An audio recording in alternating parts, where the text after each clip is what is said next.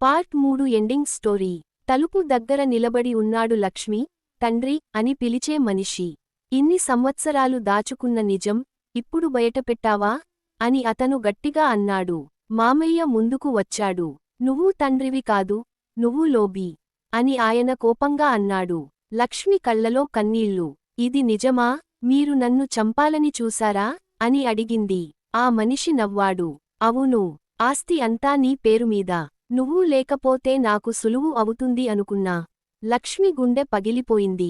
అప్పుడే అతను గన్ బయటకు తీశాడు. లక్ష్మి ఒక్క క్షణం ఆలోచించకుండా మామయ్య ముందు నిలబడి చెప్పింది. ఇంకా ఎవ్వరినీ చంపలేదు. అప్పుడే బయట నుండి పోలీసులు లోపలికి దూసుకొచ్చారు. మామయ్య ముందుగానే అనుమానం వచ్చి పోలీసులకు సమాచారం ఇచ్చాడు.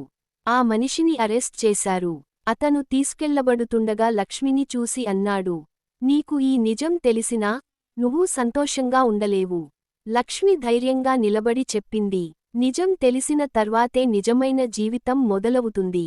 మామయ్య నిశ్శబ్దంగా ఆమెను చూశాడు. అతని కళ్లలో కన్నీళ్లు మెరుస్తున్నాయి. ఆయన జేబులో నుంచి ఒక పాత లాకెట్ తీసి చూపించాడు.